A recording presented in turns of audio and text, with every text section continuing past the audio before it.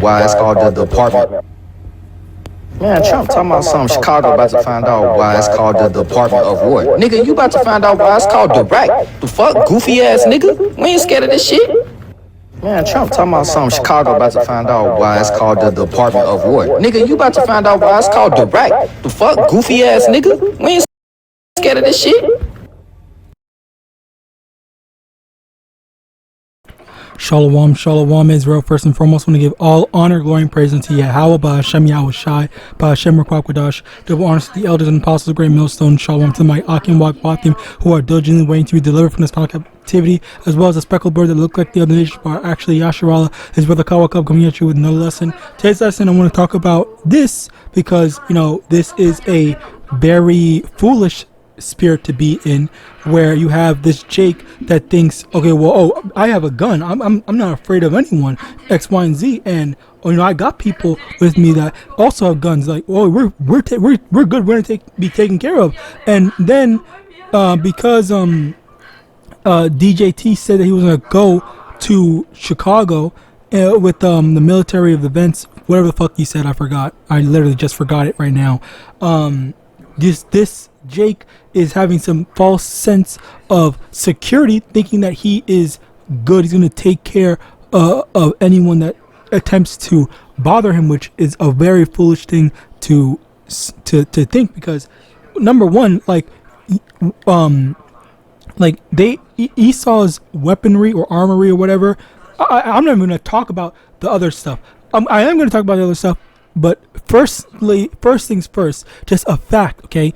Esau's armory is a lot deeper than just a freaking gun. Like, there's more to it than just that. That's a very foolish thing.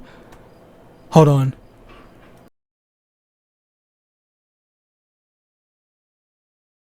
Slakia. That's a very foolish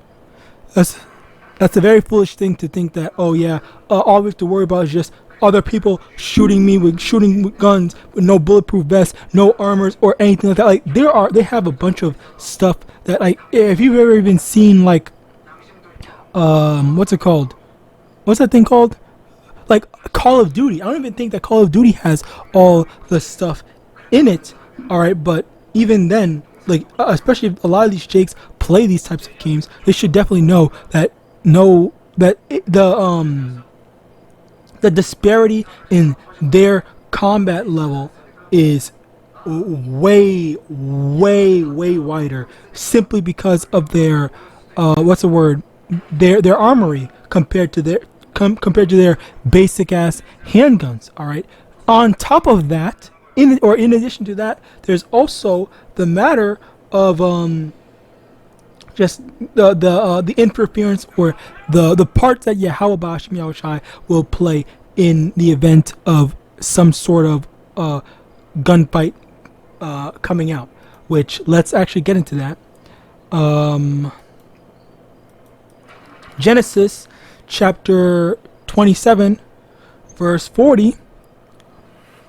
Bear with me, I'm trying to... Okay.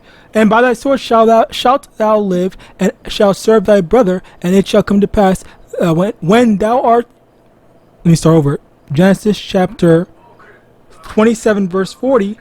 And by thy sword shalt thou live, and shalt serve thy brother, and it shall come to pass when thou shalt have the dominion, that thou shalt break his yoke from off thy neck. So basically, the thing here is that Esau lives by the sword. Esau's blessing is the sword. So what that means is that he's going to be a lot better, okay, than your average person in terms of warfare, okay, specifically warfare, and not just, oh, he can use a sword well, pause, and that's it. Which the modern day sword is the gun, and Esau is the one that's known. America is literally known for their love of guns. Everyone says, oh, they're American, they obviously love their guns and stuff like that. Like, that's like the main joke of Babylon. All right. Oh, how do you fix gun violence in America? You add more guns. All right, which again, it's not even helping it. Anyway, Slakia, that's irrelevant to the lesson. not really, but you understand. Matthew 26 verse 52. Then said Yahawashi unto him, put up again thy sword from into his place, for all they that take the sword shall perish with the sword. And that's the thing where Yahawashi was told his disciple, don't take up the sword, don't go fighting our enemies with the sword, all right? Because this is not, well, he obviously didn't say that, but the fact of the matter is that it is prophesied that we are not going to be able to deliver ourselves unless Yahawashi is the one that is specifically doing it. Yahawashi has to be the one to specifically deliver us from our captivity, all right? Specifically Yahawashi, and that was what is prophesied. So even though we got the Black Panther parties and stuff like that who went and did all that stuff, it didn't matter, because at the end of the day they lost, and they were always going to lose. And over here, Numbers 14 verse 42, go not up, for the Lord is not among you, but ye be not smitten before your enemies, that ye be not smitten before your enemies. And this was an example of that, where when the Lord is with us, when the Lord is supporting us, all right, then we're obviously going to win our fights. Because the thing is that we in this time, we were less numbers than the nations that we had conquered at the time. But the only reason why we won is simply because YAHAWAH was on our side and helping us. I will show you an example if I can remember the exact location. Never mind, it's over here. Joshua chapter 10 verse 11. And it came to pass, as they fled from before Israel and were in the going down to Beth Horon, that the Lord cast down great stones from heaven upon them into Azekah, and they died. They were more which died with hailstones than they whom the children of Israel slew with the sword. So this is another example of that, where the Lord basically interfered, did divine intervention to actually get in the way of judging our enemies, and actually partaking in the fight to make sure that we won. All right, so this is an example of that, where if we don't have the Lord on our side, then we're just going to lose. We are only better if YAHAWAH is helping us. Outside of that, then we're just going to lose. Okay, all right.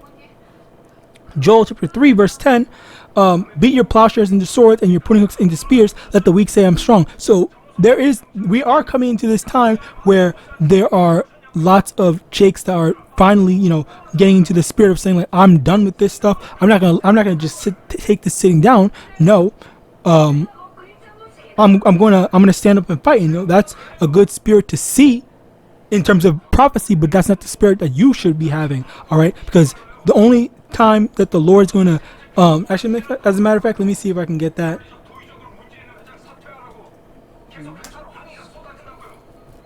Here, Jeremiah chapter 16 verse 16, behold, I will send for many fishers, saith the Lord, and they shall fish them, and after will I send for many hunters, and they shall hunt them from every mountain and from every hill and out of the holes of the rocks. Basically, the hunters are the men of the Lord with those spiritual powers. Okay, the Lord's going to give spiritual power the same way that the Lord was able to, do divine intervention and send down giant hailstones, which, by the way, the hailstones were like boulders and whatnot from literal heaven to kill our enemies. The Lord is going to instill power in us instead to destroy our enemies. All right, now 2 Ezra chapter 15 verse 16, for there shall be sedition among men, and invading one another. They shall not regard their kings nor princes, and the course of their action shall stand in their power. Okay, so all that caring about, I don't want to attack, we're regarding DJT's authority, regarding the people in charge X, Y, and Z. No, all that is going to go out the window, because they're just going to say, F this. You need to. You're ruining things for all of us. We're done with your oppression. Okay, Edomites and Israelites, or all nations, Slovakia. All right. Now, finally, Romans 13 verse 1. Let every soul be subject. You know what? I'm not even gonna. No, That's good. Yeah, so that's basically it. So I pray this lesson was edifying. I want to give all honor, glory, and praise unto YAHAWAH, BA'Shem, YAHAWASHI, BA'Shem, Rukwak Wadash, double honors to the elders and apostles, the great most stone of Ball, and Shalom.